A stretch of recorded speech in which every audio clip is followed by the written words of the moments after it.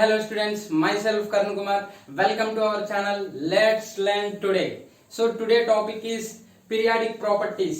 Last class lo manam classification of elements ante Dobie linear tribes, Newland's law of additives, Mendeleev's periodic table and then modern periodic table వరకు చూసాం. So next portion అయినటువంటి periodic properties చూద్దాం. Periodic properties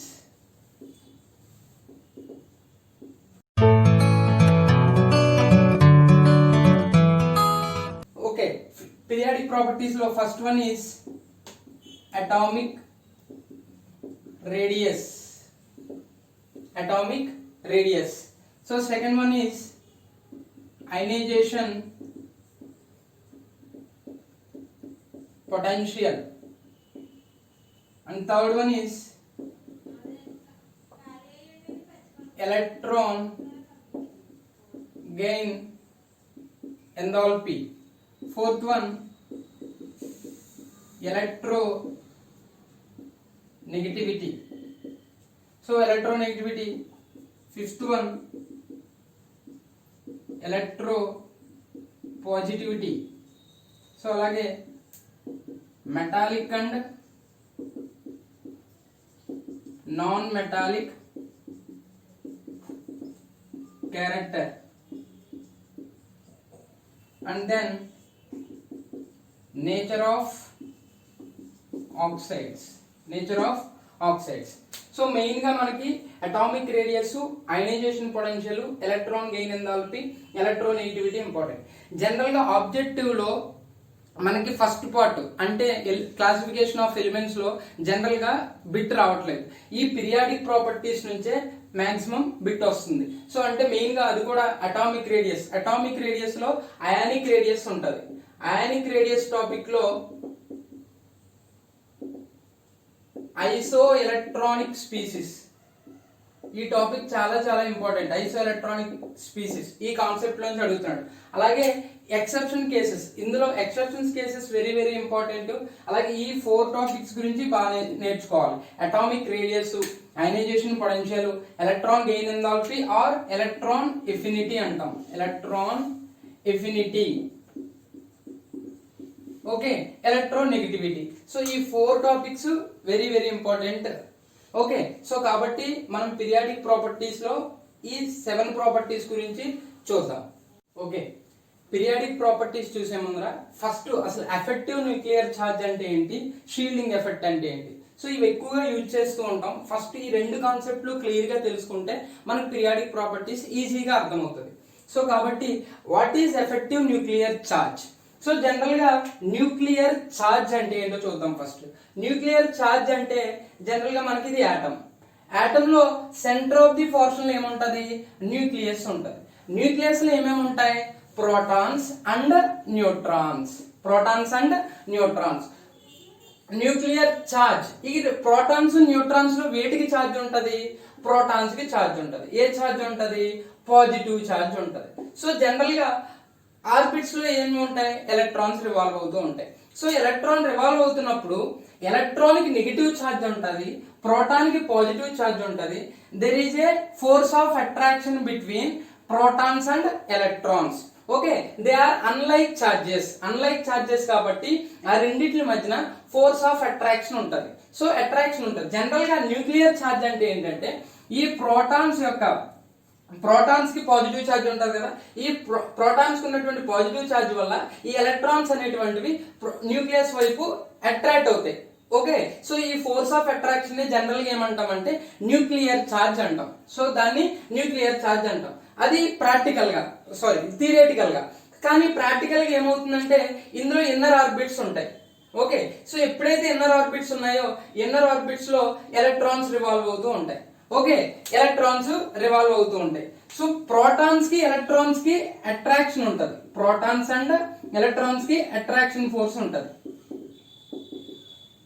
okay, so attraction force ఉంటుంది. So ఎందుకంటే ఇది unlike charges కాబట్టి. అలాగే ఇక్కడ ఎలక్ట్రాన్స్ రివాల్వ్ అవుతున్న సేపు నెగిటివ్ చార్జ్ ఈ రెండు కూడా ఏమవుతాయి, రిపెల్ అవుతాయి. They repel each other because of they are like charges. కాబట్టి ఇక్కడ రిపల్సివ్ ఫోర్స్ ఉంటది. ఎలక్ట్రాన్ కి మధ్యన రిపల్సివ్ ఫోర్స్ అనేటువంటిది పనిచేస్తుంది. సో ఇక్కడ చూడండి, ప్రోటాన్ కి ఎలక్ట్రాన్ కి మధ్యన అట్రాక్టివ్ ఫోర్స్ ఉంటది, అలాగే ఎలక్ట్రాన్ కి మధ్యన రిపల్సివ్ ఫోర్సెస్ అని ఉంటది. సో కాబట్టి ఈ ఇన్నర్ షెల్ ఎలక్ట్రాన్స్ ఏం చేస్తాయంటే జనరల్ గా ఈ న్యూక్లియస్ యొక్క ఫోర్స్ అంటే నెట్ ఫోర్స్ ఏమవుద్ది, న్యూక్లియస్ యొక్క నెట్ ఫోర్స్ అంటే ఏమవుద్ది, ఇక్కడ రెండు ఫోర్సులు పనిచేస్తున్నాయి. ఎందుకంటే ఇన్నర్ ఎలక్ట్రాన్స్ వల్ల రిపల్సివ్ ఫోర్స్ పనిచేస్తుంది, అలాగే న్యూక్లియస్ లో ఉన్నటువంటి ప్రోటాన్స్ వల్ల అట్రాక్టివ్ ఫోర్సెస్ పనిచేస్తున్నాయి. సో కాబట్టి నెట్ ఫోర్స్ అనేటువంటిది ఏమవుతుంది, attractive force minus repulsive force అవుతుంది. రిపల్సివ్ ఫోర్స్ అవుతుంది. సో అంటే ప్రీవియస్ గా ఉన్నటువంటి న్యూక్లియస్ యొక్క ఛార్జ్ ఫర్ ఎగ్జాంపుల్ ప్రీవియస్ గా 50N ఫోర్స్ అనుకుందాం, ఓవరాల్ ఫోర్స్. అంటే ఇన్నర్ షెల్స్ లో ఉన్నటువంటి ఎలక్ట్రాన్స్ ప్రొటెక్ట్ చేయకముందు ఎంత, 50N అనుకుందాం. సో అలా కాకుండా ఈ ప్రోటాన్స్ ఈ న్యూక్లియర్ ఛార్జ్ తో పాటుగా అట్రాక్టివ్ ఫోర్స్ తో పాటుగా రిపల్సివ్ ఫోర్స్ కూడా పనిచేస్తుంది అనుకుందాం. అప్పుడు టోటల్ గా నెట్ ఫోర్స్ ఏమవుద్ది, తగ్గిపోద్ది, లెస్ దాన్ 50N ఉంటది. సో అంటే ఈ న్యూక్లియస్ యొక్క ఛార్జ్ కంప్లీట్ గా ఎలక్ట్రాన్ మీద ఉండదు అనమాట, నెట్ ఫోర్స్ అనేటువంటిది. సో కాబట్టి ఆ నెట్ ఫోర్స్ ని ఏమంటారంటే మనము ఎఫెక్టివ్ న్యూక్లియర్ ఛార్జ్ అంటారు. So okay, clear. So general గా మనకి ఏమవుతుందంటే న్యూక్లియర్ ఛార్జ్ అంటే ఏంటంటే, సో ఈ యొక్క న్యూక్లియస్ యొక్క ఛార్జ్ కంప్లీట్ గా ఈ అవుటర్ మోస్ట్ ఆర్బిట్ మీద కనుకుంటే దాన్ని న్యూక్లియర్ ఛార్జ్ అంటాం. ఎఫెక్టివ్ మీన్స్, సో మనం ఫర్ ఎగ్జాంపుల్ 10 hours స్టడీ చేసాం, 10 hours లో కూడా ఎఫెక్టివ్ గా ఎంత చదివాం, 3 hours 4 hours చదువుతాం, అది ఎఫెక్టివ్ అంటే. సో కాబట్టి ఇక్కడ ఏమవుతుందంటే ప్రోటాన్స్ కి ఎలక్ట్రాన్ కి మధ్యన అట్రాక్టివ్ ఫోర్స్ ఉంటాయి, అలాగే ఇన్నర్ ఆర్బిట్స్ లో ఉన్నటువంటి ఎలక్ట్రాన్స్ వల్ల రిపల్సివ్ ఫోర్సెస్ అని ఉంటాయి. అప్పుడు కంప్లీట్ గా ఈ న్యూక్లియస్ యొక్క చార్జ్ అనేటువంటిది కంప్లీట్ గా ఈ అవుటర్ మోస్ట్ ఎలక్ట్రాన్ మీద పడదు. సో కాబట్టి అప్పుడు ఏమవుతుందంటే net force is equal to attractive force minus repulsive force అవుతుంది. సో కాబట్టి దీన్నే ఏమంటామంటే ఎఫెక్టివ్ న్యూక్లియర్ ఛార్జ్ అంటాం. The net attraction force of nucleus on outer most electron is called effective nuclear charge. దీన్నే జెడ్ ఎఫెక్టివ్ అంటాం. Okay, nuclear charge కి effective nuclear charge కి difference అర్థమైందా? So effective nuclear charge, so Z effective is equal to Z minus sigma. Okay, so ఇక్కడ Z minus sigma అంటే screening constant. So Z అంటే atomic number, అంటే number of protons ఎన్ని ఉన్నాయో అది Z అవుద్ది. సో ఈ Z ఎఫెక్టివ్ కావాలంటే ఈ Z లోంచి అంటే అటామిక్ నెంబర్ లోంచి మనకి ఇన్నర్ ఎలక్ట్రాన్స్ ఉన్నాయి కదా, ఈ ఇన్నర్ ఎలక్ట్రాన్స్ స్క్రీనింగ్ ఎఫెక్ట్ కింద ఎంత అయితే పనిచేసినాయో దాన్ని మైనస్ చేస్తే మనకి Z ఎఫెక్టివ్ వస్తుంది అనమాట. సో ఇక్కడ చూడండి, ఇక్కడ shielding effect or screening effect అంటాం. అంటే ఏంటో చూద్దాం. The decrease in the force of attraction exerted by the nucleus on the valency electrons due to inner electrons is called shielding effect or screening effect. ఇక్కడ మీకు already concept చెప్పాను. ఇక్కడ ఏమవుతున్నాయి, inner electrons behaves like a shield or screen. ఈ inner electrons, ఇక్కడ ఉన్నటువంటి inner electrons ఈ nucleus యొక్క ఫోర్స్ కంప్లీట్ గా ఈ ఎలక్ట్రాన్ మీద పడకుండా ఒక స్క్రీన్ లాగా ఉంటాయి అన్నమాట. అప్పుడు ఆటోమేటిక్ ఏమవుతుంది, ఈ న్యూక్లియస్ యొక్క ఫోర్స్, ఇందులో ఉన్నటువంటి ప్రోటాన్స్ యొక్క కంప్లీట్ ఫోర్స్ ఈ అవుటర్ మోస్ట్ ఎలక్ట్రాన్ మీద పడదు. సో ఈ ప్రాసెస్ ని ఇలా ఉండడాన్ని ఏమంటామంటే shielding effect or screening effect అంటాం. సో ఇక్కడ ఈ కంప్లీట్ ఇలాగా స్క్రీన్ లాగా ఉండడాన్ని స్క్రీనింగ్ ఎఫెక్ట్ అంటాం.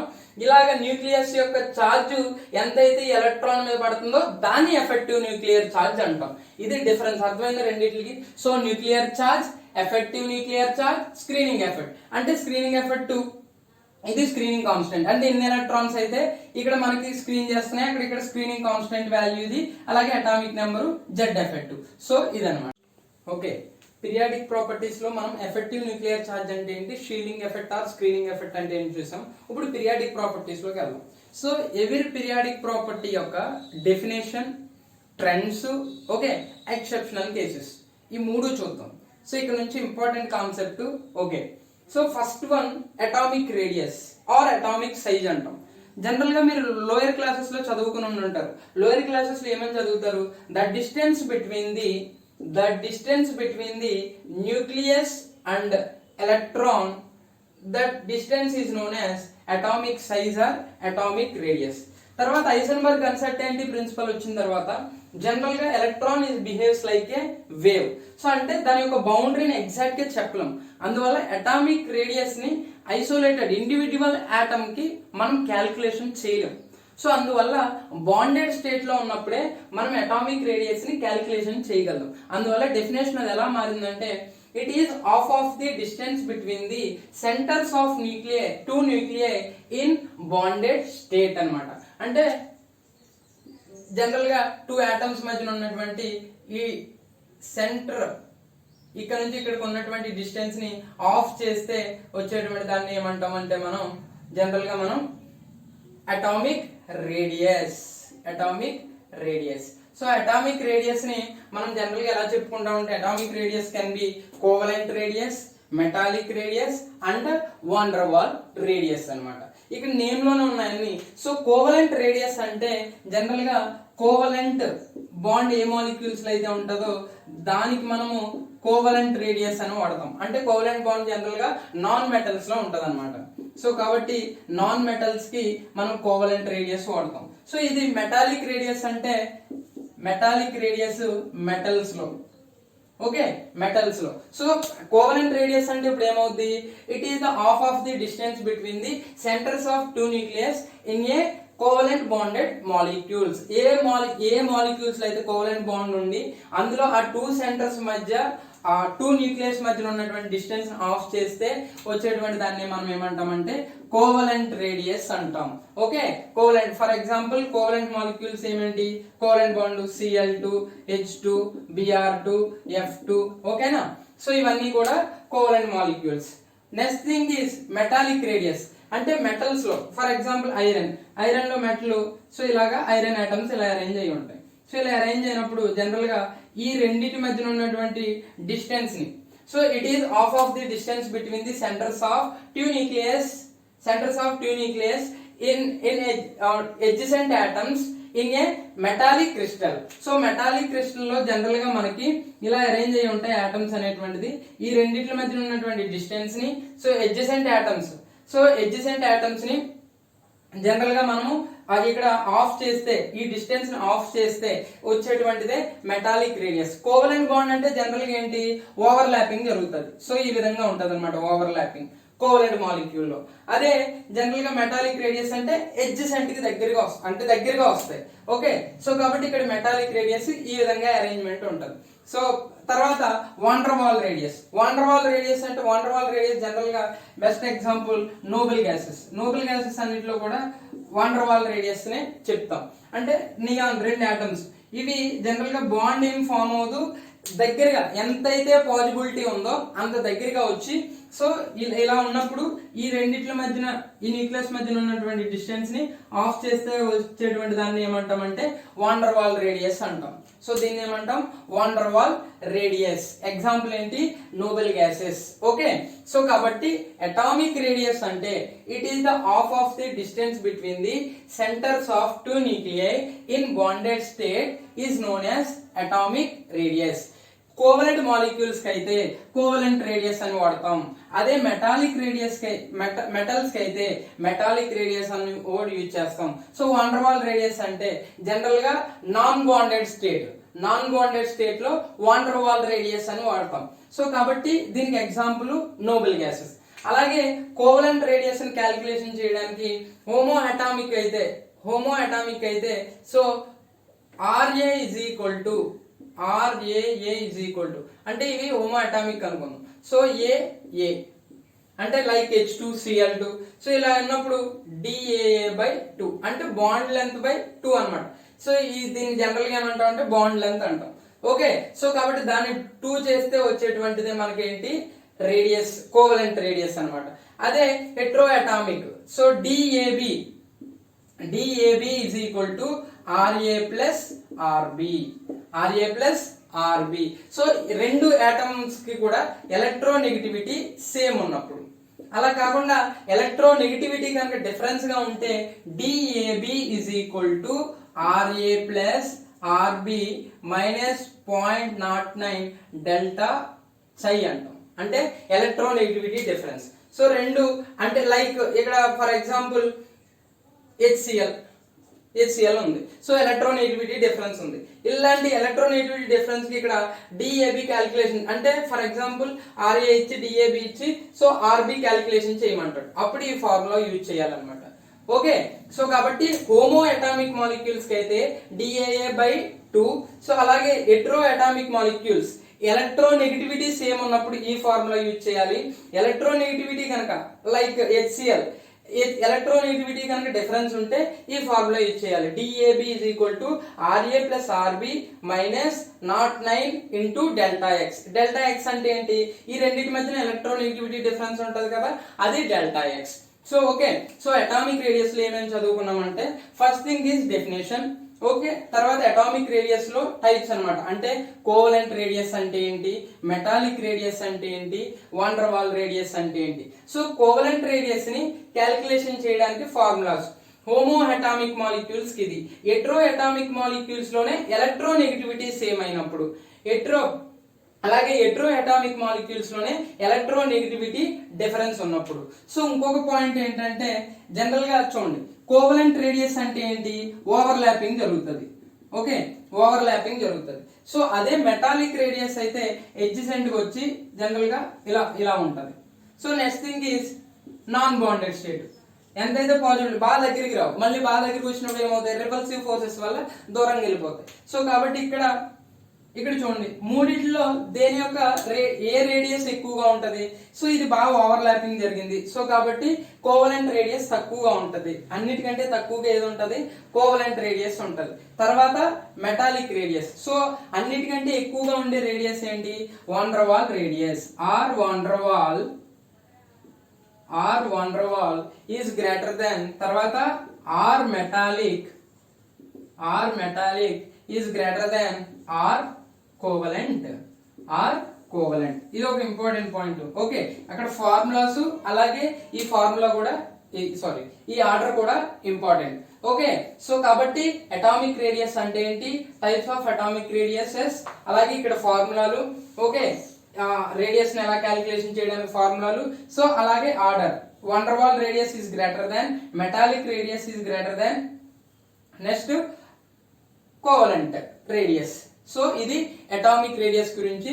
నెక్స్ట్ ట్రెండ్స్ చూద్దాం. అంటే పీరియడ్స్ లో ఏమవుద్ది, గ్రూప్స్ లో ఏమవుతుంది, ఎక్సెప్షనల్ కేసెస్ ఏమేమి ఉన్నాయో చూద్దాం. Next trends of atomic radius in groups and periods.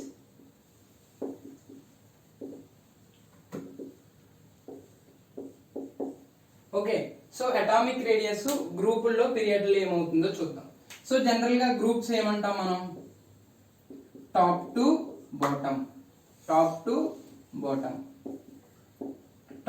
Bottom atomic radius increases. Okay, next periods లో అటామిక్ రేడియస్ ఏమవుద్ది, సో లెఫ్ట్ టు రైట్ అంటాం. పీరియడ్స్ అయితే ఏమంటాం, లెఫ్ట్ టు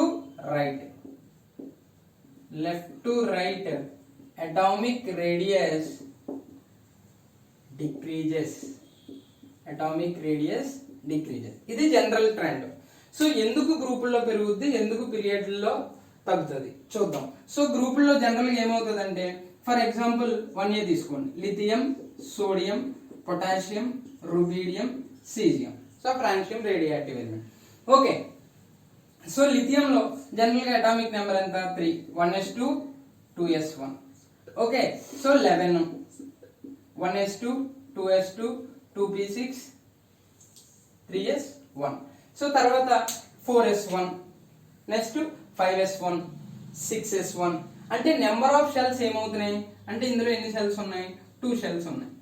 ఇందులో ఎన్ని షెల్స్ ఉంటాయి, 1 2 3.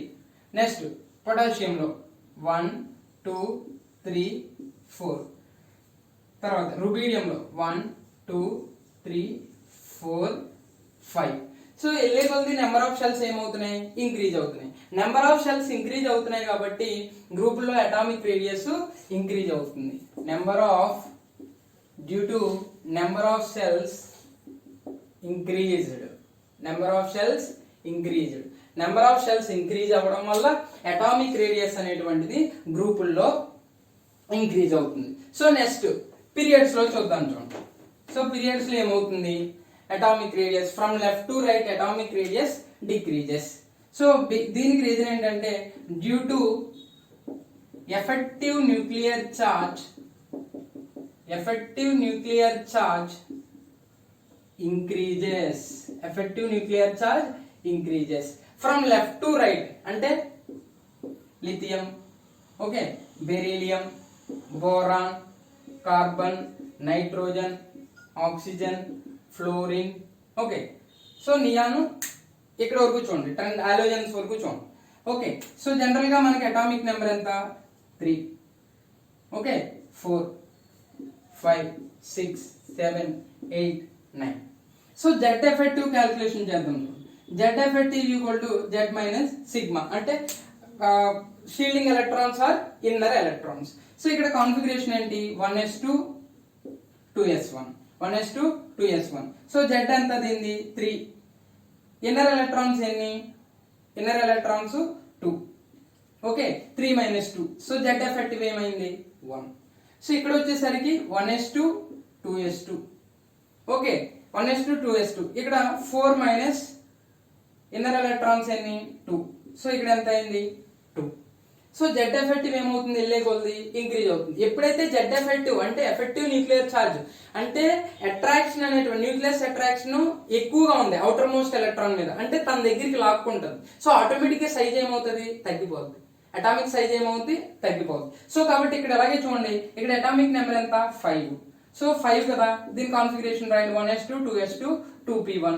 ఇన్నర్ ఎలక్ట్రాన్స్ ఎన్ని ఉన్నాయి, సారీ, ఇన్నర్ ఎలక్ట్రాన్స్ ఎన్ని ఉన్నాయి 2. సో 5 - 2 3. సో 6 - 2 4, 7 - 2 5, 8 - 2 6, 9 - 2 7.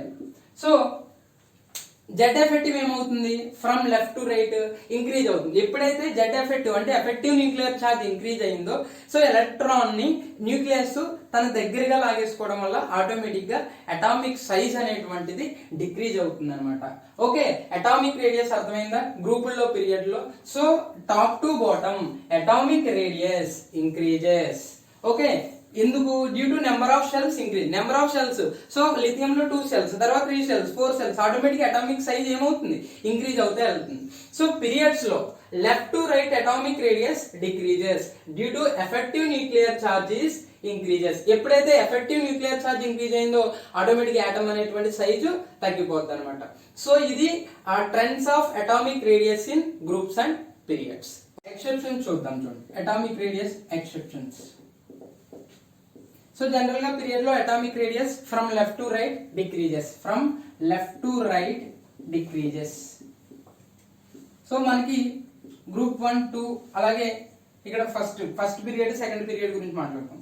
సో గ్రూప్ 1 లో జనరల్ గా హైడ్రోజన్, ఇక్కడ 18 గ్రూప్ లో ఫైనల్ గ్రూప్ లో 18 గ్రూప్ అంటే నోబెల్ గ్యాస్ హీలియం ఉంటది. సో నెక్స్ట్ ఇక్కడ lithium, beryllium, next boron, carbon, nitrogen, oxygen, fluorine, neon. So from left to right decrease అవుతున్నప్పుడు అన్నిటికంటే తక్కువ అటామిక్ సైజ్ దేనికి ఉండాలి, నోబెల్ గ్యాసెస్ కు ఉండాలి. కానీ నోబెల్ గ్యాసెస్ కి అన్నిటికంటే అటామిక్ రేడియస్ ఎక్కువగా ఉంటుంది. So because of van der wall radius. So మనం ఆల్రెడీ టైప్స్ ఆఫ్ రేడియస్ లో జనరల్ గా వాన్ డెర్ వాల్ రేడియస్ ఎక్కువగా ఉంటది కాబట్టి helium, neon, argon, krypton, xenon లో జనరల్ గా ఏముంటది అంటే వాన్ డెర్ వాల్ రేడియస్ కాబట్టి from left to right atomic size decrease అవ్వాలి.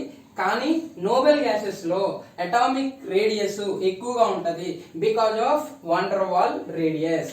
అంటే అన్నిటికంటే అటామిక్ రేడియస్ పీరియడ్ లో ఏటుకుంటది, నోబెల్ గ్యాసెస్ కి. Next exceptional case. So group 13 చూద్దాం చూడండి, boron, aluminium, gallium, indium, thallium. So group 13 లో ఒక ఎక్సెప్షన్ ఉంటది. So top to bottom atomic radius increases, top to bottom atomic radius general గా boron, aluminium, gallium, indium, thallium ఈ విధంగా ఉండాలి. కానీ boron, gallium, aluminium almost equal గా ఉంటుంది. ఇండియంకి థాలియంకి ఆల్మోస్ట్ 167, 170. సో దీనికి వచ్చేసరికి అల్యూమినియంకి 143, ఓకే 135 ఉంటుంది. సో కాబట్టి top to bottom atomic radius increase అవ్వాలి. కానీ ఇక్కడ గ్యాలియంకి తక్కువగా ఉంటది, అల్యూమినియంకి ఎక్కువగా ఉంటది. సో ఎందుకంటే గ్యాలియం అటామిక్ నెంబర్ ఎంత 31 అంటే organ 3d10, okay 3d10, so 1828, so ns10 4s2 4p1, okay. So కాబట్టి 3d10 అంటే ఓకే 10 18 28 30 31, ఓకే. సో కాబట్టి ఈ డి ఎలక్ట్రాన్స్ ఫోర్త్ పీరియడ్ నుంచి స్టార్ట్ అవుతాయి. సో ఫోర్త్ పీరియడ్ నుంచి స్టార్ట్ అవుతాయి కాబట్టి డి ఎలక్ట్రాన్స్ ఇక్కడ ఎంటర్ అవుతాయి కాబట్టి డి ఎలక్ట్రాన్స్ కి పూర్ షీల్డింగ్ ఎఫెక్ట్ ఉంటుంది. డి ఎలక్ట్రాన్స్ కి పూర్ షీల్డింగ్ ఎఫెక్ట్ ఉంటుంది. Poor shielding effect. So shielding effect అంటే ఆల్రెడీ చెప్పాను మీకు. పూర్ షీల్డింగ్ ఎఫెక్ట్ ఉండడం వల్ల డి ఎలక్ట్రాన్స్ సైజ్ తగ్గిపోతుంది, గ్యాలియం యొక్క సైజ్ తగ్గిపోతుంది. అలాగే ఇండియం, థాలియం ఆల్మోస్ట్ సిమిలర్ గా ఉంటుంది. సో ట్రెండ్ కరెక్ట్ గానే ఉంటది కానీ సో బాగా అటామిక్ సైజ్ పెరగాలి కానీ ఆల్మోస్ట్ ఈక్వల్ గా ఉంటాయి. సో కాబట్టి దానికి రీజన్ ఏంటంటే ఇక్కడ F electrons. So F electrons కూడా పూర్ షీల్డింగ్ ఎఫెక్ట్ ఉంటుంది.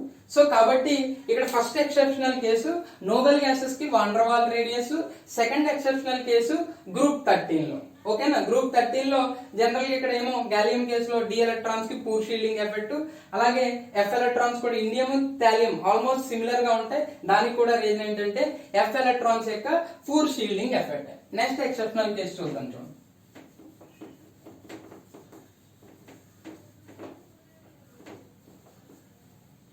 Okay fourth period scandium, titanium, vanadium, chromium, manganese, iron, cobalt, nickel, copper, zinc. General గా ట్రెండ్ ఏంటి? Left to right decreases. Left to right ఏమవుతుంది? Decrease అవుతుంది. కానీ scandium, titanium, vanadium ఇక్కడ వరకు atomic radius decreases. Okay chromium, manganese, iron, cobalt constant atomic radius ఇక్కడ, okay మళ్ళీ ఇక్కడ నుంచి ఇంక్రీజ్ అవుతుంది. సో ఇక్కడ జనరల్ గా దీనికి రీజన్ ఏంటంటే సో ఇక్కడ కాన్ఫిగరేషన్ చూద్దాం చూడండి. 3d1, okay 3d series first 3d 4d 5d 6d ఉంటుంది. ఓకే అందులో 3d1, 3d2, 3d3, chromium 3d5, 3d4 ఉండదు. మ్యాంగనీస్ కూడా 3d5, 3d6, 3d7, 3d8, copper 3d10, zinc 3d10, 3d9 ఉండదు. ఓకే సో ఇక్కడ ఏమవుతుందంటే ఇక్కడ జనరల్ గా మనకి డి ఆర్బిటాల్ ఎన్ని 5, సో కాబట్టి 3d3. సో ఎలక్ట్రాన్ రిపల్షన్ తక్కువగా ఉంటది. ఇక్కడ ఎలక్ట్రాన్ రిపల్షన్ తక్కువగా ఉంటది. సో కాబట్టి ఇక్కడ న్యూక్లియర్ ఛార్జ్ అనేటువంటిది dominating. Nuclear charge is greater than electron repulsion. అందువల్ల సైజ్ అనేటువంటిది తగ్గుతావు. ఇక్కడ వచ్చేసరికి nuclear charge is equal to electron balancing గా ఉంటాయి రెండు కూడా. సో అందువల్ల ఇక్కడ అటామిక్ రేడియస్ అనేటువంటిది కాన్స్టెంట్ గా ఉంటుంది. సో ఇక్కడికి వచ్చేసరికి ఎలక్ట్రాన్స్ ఇంకా పెరిగిపోయినాయి అంటే ఆల్మోస్ట్ 3d10 అంటే కంప్లీట్ గా ఎలక్ట్రాన్ రిపల్షన్ అనేటువంటిది ఎక్కువ అయిపోవడం వల్ల ఇక్కడ సో సైజ్ ఏమైపోద్ది అంటే ఇంక్రీజ్ అయిపోద్ది. ఎలక్ట్రాన్ రిపల్షన్ ఉందండి ఆటోమేటిక్ సైజ్ ఏమవుద్ది? పెరిగిపోద్ది. అందువల్ల ఇక్కడ ఎలక్ట్రాన్ రిపల్షన్స్ అనేటువంటివి డామినేట్ చేయడం వల్ల వీటి కేసులో ఓకే సో ఈ 3 కేసులో అటామిక్ రేడియస్ అనేటువంటిది ఇంక్రీజ్ అయిపోతుంది. ఓకేనా. General trend from left to right ఏమవ్వాలి? సో జనరల్ గా డిక్రీజ్ అవ్వాలి. కానీ ఇక్కడ కేసెస్ లో ఇక్కడ స్కాండియం, టైటానియం, వెనీడియం కేసులో డిక్రీజ్ అయ్యి ఈ 4 కూడా కాన్స్టెంట్ గా ఉండి నికెల్, కాపర్, జింక్ ఇంక్రీజ్ అవుతాయి. ఓకే సో కాబట్టి జనరల్ గా ఎక్సెప్షన్స్ చూద్దాం చూడండి. Atomic radius exceptions. So general గా పీరియడ్ లో atomic radius from left to right decreases. So మనకి గ్రూప్ 1, 2 అలాగే ఇక్కడ ఫస్ట్ పీరియడ్, సెకండ్ పీరియడ్ గురించి మాట్లాడుతాం. సో గ్రూప్ 1 లో జనరల్ గా హైడ్రోజన్, ఇక్కడ 18 గ్రూప్ లో ఫైనల్ గ్రూప్ లో 18 గ్రూప్ అంటే నోబెల్ గ్యాసెస్ హీలియం ఉంటది. సో నెక్స్ట్ ఇక్కడ lithium, beryllium, next boron, carbon, nitrogen, oxygen, fluorine, neon. So from left to right decrease అవుతున్నప్పుడు అన్నిటికంటే తక్కువ అటామిక్ సైజ్ దేనికి ఉండాలి? నోబెల్ గ్యాసెస్ కి ఉండాలి. కానీ నోబెల్ గ్యాసెస్ కి అన్నిటికంటే అటామిక్ రేడియస్ ఎక్కువగా ఉంటుంది. So because of van der wall radius.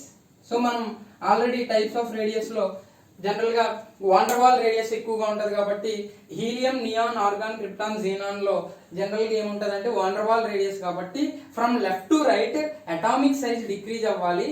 కానీ నోబెల్ గ్యాసెస్ లో అటామిక్ రేడియస్ ఎక్కువగా ఉంటది because of van der wall radius. అంటే అన్నిటికంటే అటామిక్ రేడియస్ పీరియడ్ లో ఏటుకుంటది? నోబెల్ గ్యాసెస్ కి. Next exceptional case. So group 13 చూద్దాం చూడండి. Boron, aluminium, gallium, indium, thallium. So group 13 లో ఒక ఎక్సెప్షన్ ఉంటది.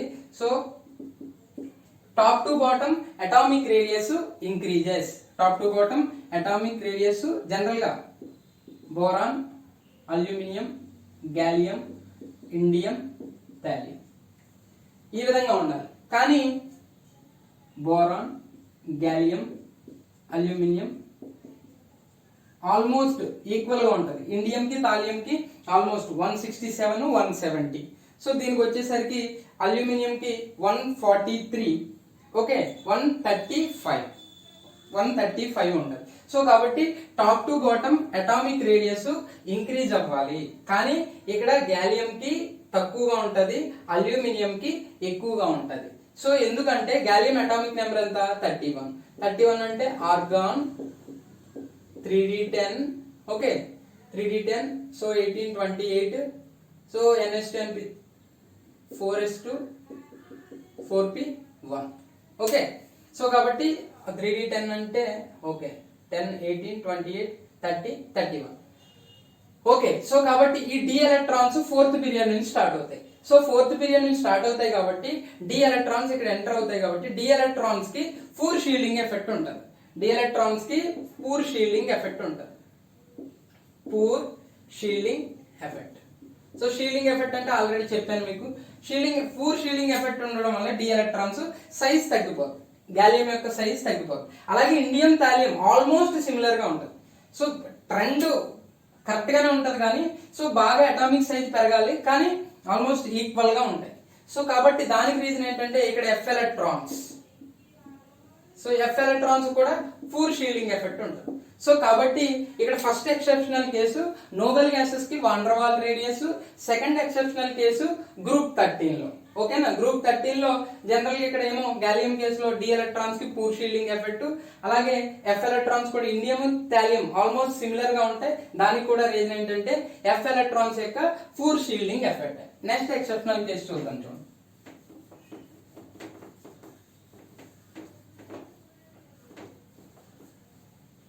Okay fourth period scandium, titanium, vanadium, chromium, manganese, iron, cobalt, nickel, copper, zinc. General గా trend ఏంటి? Left to right decreases. Left to right ఏమవుతుంది? Decrease అవుతుంది.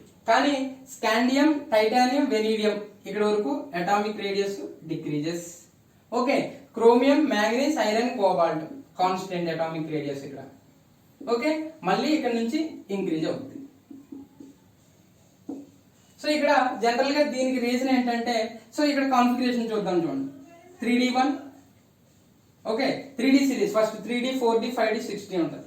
Okay అందులో 3d1, 3d2, 3d3, chromium 3d5, 3d4 ఉండదు.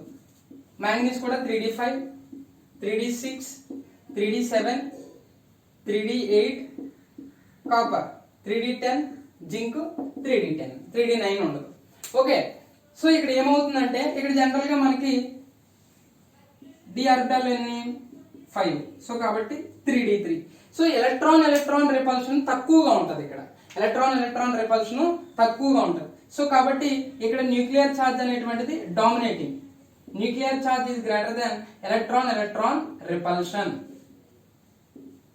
అందువల్ల size అనేటువంటిది తగ్గుతావు.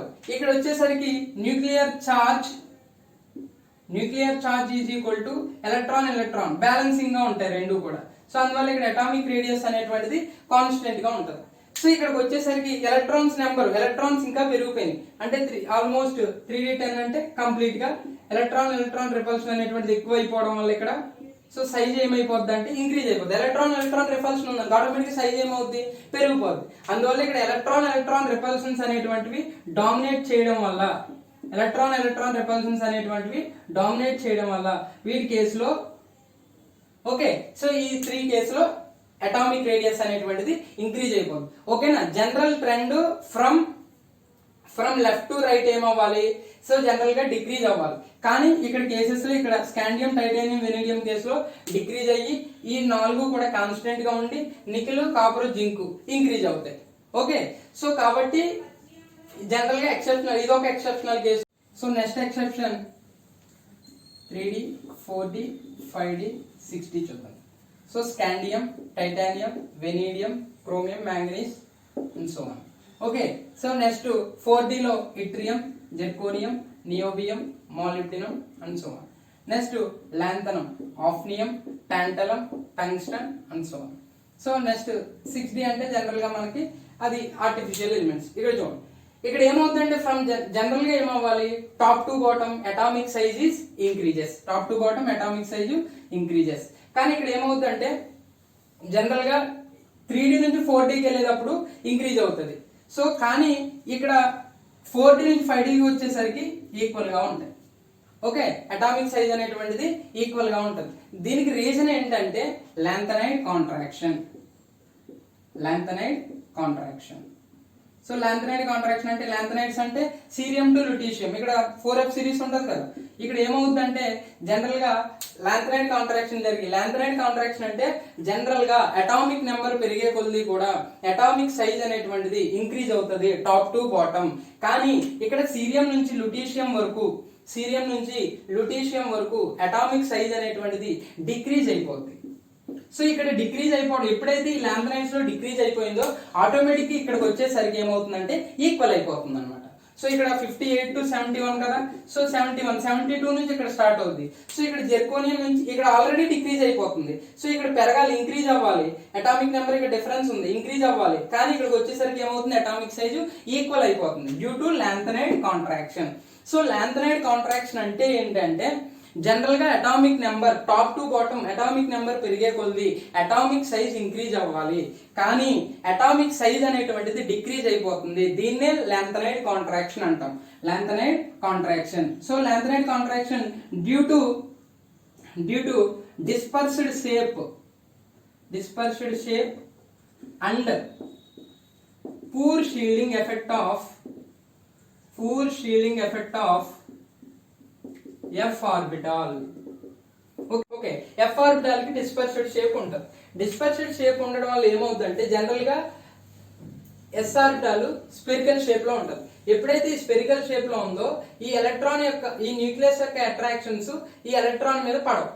ఎప్పుడైతే పడలేదో అప్పుడు ఆటోమేటిక్ గా సైజ్ ఏమి ష్రింక్ అవ్వదు. అలా కాకుండా f ఆర్బిటాల్ డిస్పర్స్డ్ షేప్ ఉండడం వల్ల దీని యొక్క nucleus attractions outer most electron మీద పడతాయి. ఎప్పుడైతే అవుటర్ మోస్ట్ ఎలక్ట్రాన్ మీద పడ్డాయో అప్పుడు ఆటోమేటిక్ గా ఆటమ్ అనేటువంటిది ఏమవుతుంది, సైజు తగ్గిపోతుంది. అందువల్ల ఇక్కడ ఎఫ్ ఆర్బిటాల్ కు ఉన్నటువంటి డిస్పర్స్డ్ షేప్ వల్ల అలాగే ప్యూర్ షీల్డింగ్ ఎఫెక్ట్ వల్ల ఆటోమేటిక్ గా అటామిక్ సైజ్ ఏమవుతుంది, డిక్రీజ్ అయిపోతుంది. యాక్చువల్లీ గ్రూపుల్లో అటామిక్ సైజ్ ఇంక్రీజ్ అవ్వాలి, కానీ లాంథనైడ్స్ కేసులో atomic size decreases due to lanthanide contraction. Lanthanide contraction ఎందుకు వస్తుంది, due to dispersed shape and poor shielding effect. అన్నిటికంటే కూడా షీల్డింగ్ ఎఫెక్ట్ s ఆర్బిటాల్ కి, తర్వాత p, తర్వాత d, తర్వాత ఇది order shielding effect order. So కాబట్టి poor shielding effect of f orbital ఉండడం వల్ల లాంథనైడ్ కాంట్రాక్షన్ ఇక్కడ ఏమో అటామిక్ సైజ్ డిక్రీజ్ అయిపోతుంది. ఇక్కడికి వచ్చేటప్పటికి ఆల్మోస్ట్ ఈ 4d series 5d series atomic size అనేటువంటిది ఈక్వల్ గా ఉంటుందన్నమాట. సో ఇవి exceptional case. First wonder wall radius, second one group 13, అలాగే నెక్స్ట్ 3d సిరీస్ లో ఉన్నటువంటి ఒరిజినల్ గా ఉన్నటువంటి ఆర్డర్ గురించి, అలాగే ఈ 4d 5d series atomic size equal గా ఉంటున్నాయి. ఇవి జనరల్ గా exceptional cases. Next topic is ionic radius. So atomic radius లో covalent radius, van der Waals radius, metallic radius, అలాగే అయానిక్ రేడియస్ కూడా. అయానిక్ రేడియస్ అంటే జనరల్ గా అయానిక్ క్రిస్టల్స్ లో the distance between the cation and anion is called in ionic crystal is called ionic radius. Okay, so ionic radius అంటే general గా atomic radius కి trends ఎలాగైతే ఉన్నాయో ionic radius కూడా trends అదే. Okay, so next thing is neutral atom. అన్నిటికంటే size దేనికి ఎక్కువగా ఉంటదంటే యానియాన్. జనరల్ గా అయాన్స్ ఎన్ని? 2 టైప్స్. ఒకటి క్యాటయాన్, 2 యానియాన్. యానియాన్ అంటే ఏంటి? Gaining of electron. The atom is gaining of electrons, it converts into anion. So cation, losing of electron. Okay, that is known as cation. So మనకి ఈ cation anion neutral atom. Neutral atom లో దేనికి size ఎక్కువగా ఉంటుంది? So important ionic radius concept, isoelectronic species. General గా maximum ఎక్కువ bits అన్ని కూడా మనకి క్లాసిఫికేషన్ ఆఫ్ ఎలిమెంట్స్ లో పీరియాడిక్ ప్రాపర్టీస్ చాప్టర్ లో ఐసో ఎలక్ట్రానిక్ స్పీసీస్ మీదే ఉన్నాయి ఎక్కువగా. సో కాబట్టి దీని మీద చాప్టర్ అయిపోయిన తర్వాత బిట్స్ చేద్దాం. సో ముందు టాపిక్ చూద్దాం, థియరీ చూద్దాం. సో యానియాన్ కి సైజ్ ఎక్కువగా ఉంటుంది. ఫర్ ఎగ్జాంపుల్ న్యూట్రల్ ఆటమ్ తీసుకోండి. న్యూట్రల్ ఆటమ్ లో 11 ప్రోటాన్స్. ఫర్ ఎగ్జాంపుల్ సోడియం తీసుకోండి. సోడియం ఏమవుద్ది? Okay, anion. ఫ్లోరిన్ చూద్దాం. చూడండి, ఫ్లోరిన్ అటామిక్ నెంబర్ ఎంత? 9. సో 9 అయినప్పుడు జనరల్ గా 9 అటామిక్ నెంబర్ అంటే 9 అటామిక్ నెంబర్. దాని అర్థం ఏంటి? నెంబర్ ఆఫ్ ప్రోటాన్స్ ఎన్ని? 9. సో నెంబర్ ఆఫ్ ఎలక్ట్రాన్స్ కూడా ఎన్ని? 9. Number of electrons, number of protons equal. So ఇప్పుడు ఇది యానియాన్ కింద కన్వర్ట్ అయింది. యానియాన్ కింద కన్వర్ట్ అవ్వడం అంటే F మైనస్ కింద కన్వర్ట్ అయింది. F మైనస్ కింద కన్వర్ట్ అయినప్పుడు ఏమవుద్ది? 10 ఎలక్ట్రాన్స్. 10 ఎలక్ట్రాన్స్ అంటే నెంబర్ ఆఫ్ ప్రోటాన్స్ కంటే కూడా నెంబర్ ఆఫ్ ఎలక్ట్రాన్స్ ఎలా ఉన్నాయి దీనికంటే? ఒక ఎలక్ట్రాన్ ఎక్కువగా ఉంది. సో అంటే ఒక ఎలక్ట్రాన్ ఎక్కువగా ఉంది కాబట్టి సో ఎలక్ట్రాన్ రిపల్షన్ వల్ల సో దానికి ఉన్నటువంటి ఎలక్ట్రాన్ ఆల్రెడీ 9 ఎలక్ట్రాన్స్ ఉన్నాయి. ప్రోటాన్స్ ఎన్ని ఉన్నాయి? 9 ఉన్నాయి. కానీ ఎలక్ట్రాన్ నెంబర్ ఏమైపోయింది? ఇంక్రీజ్ అయిపోయింది. అప్పుడు ఆటోమేటిక్ ఏమవుతుంది? ఎలక్ట్రాన్ రిపల్షన్ ఇంక్రీజ్ అవుతుంది. సో ఎలక్ట్రాన్ రిపల్షన్ ఇంక్రీజ్ అయింది అనుకో, సైజ్ ఏమవుతుంది? ఇంక్రీజ్ అవుతుంది. సో కాబట్టి న్యూట్రల్ ఆటమ్ కంటే యానియాన్ యొక్క సైజ్ ఎక్కువగా ఉంటది. ఎందుకు అంటే ఎలక్ట్రాన్ రిపల్షన్స్ వల్ల. అలాగే క్యాటయాన్ కేసులో చూద్దాం. ఫర్ ఎగ్జాంపుల్ సోడియం తీసుకోండి. సోడియం అటామిక్ నెంబర్ ఎంత? 11. సో 11 అంటే number of protons, number of electrons ఎన్ని? 11. అటామిక్ నెంబర్ ఎంత అయితే ఉంటే అవే number of protons, number of electrons. ఇప్పుడు Na ప్లస్ అంటే అర్థం ఏంటి? ఒక ఎలక్ట్రాన్ లాస్ అయింది. సో అప్పుడు ఎలక్ట్రాన్స్ ఎన్ని అయిపోయినాయి? 10 ఎలక్ట్రాన్స్. ప్రోటాన్ న్యూక్లియస్ లో ప్రోటాన్స్ ఎన్ని ఉన్నాయి? 11 ప్రోటాన్స్ ఉన్నాయి. అంటే పాజిటివ్ ఛార్జ్ ఎక్కువగా ఉంది. పాజిటివ్ ఛార్జ్ ఎక్కువగా ఉన్నది కాబట్టి nuclear charge outer most electron మీద ఎక్కువగా ఉంటది కాబట్టి అది దగ్గరికి లాగేసుకుంటది. సో ఆటోమేటిక్ ఏమవుతుంది? సైజు తగ్గిపోద్ది. సో కాబట్టి ఇక్కడ నెంబర్ ఆఫ్ ప్రోటాన్స్ అనేటువంటివి ఎక్కువగా ఉండడం వల్ల సైజ్ అనేటువంటి తగ్గిపోద్ది. సో ఇక్కడ వచ్చేసరికి ఎలక్ట్రాన్ రిపల్షన్ వల్ల యానియాన్ యొక్క సైజు ఇంక్రీజ్ అయిపోద్ది. సో కాబట్టి ఇది ఆర్డర్. ఇక్కడ యానియాన్ కి ఎక్కువగా సైజ్ ఉంటది, తర్వాత న్యూట్రల్ ఆటమ్, తర్వాత క్యాటయాన్. సో ట్రెండ్స్ వచ్చేసరికి సేమ్. అటామిక్ రేడియస్ గ్రూపులు ఏమవుతుంది? Top to bottom increases. అలాగే అయానిక్ రేడియస్ కూడా అంతే. అలాగే left to right decreases. Ionic radius కూడా డిక్రీజ్ అవుతుంది. So next is isoelectronic species. So iso means same. ఒక అయాన్ లో గానీ ఆటమ్స్ లో గానీ సో జనరల్ గా మనకి సేమ్ నెంబర్ ఆఫ్ ఎలక్ట్రాన్స్ ఉంటే దాన్నే ఐసో ఎలక్ట్రానిక్ స్పీసీస్ అంటారు. So the same number of electrons present in ion or atoms in that species are known as isoelectronic species. అంటే ఫర్ ఎగ్జాంపుల్ F మైనస్ అంటే ఎన్ని electrons ఉన్నాయి? 10 electrons ఉన్నాయి. So neon లో కూడా 10 electrons. Mg+2 అంటే 10 electrons. Al+3 అంటే 10 electrons. So కాబట్టి సేమ్ నెంబర్ ఆఫ్ ఎలక్ట్రాన్స్ కనుకుంటే ఆ అయాన్స్ లో గానీ ఆటమ్స్ లో గానీ దాన్ని ఏమంటామంటే ఐసో ఎలక్ట్రానిక్ స్పీసీస్ అంటాం. దీని మీద నెంబర్ ఆఫ్ బిట్స్ లెసన్ అయిపోయిన తర్వాత చేద్దాం. ఓకే, సో కాబట్టి అయానిక్ రేడియస్ అంటే ఏంటి, ఈ order important. Next isoelectronic species. Okay.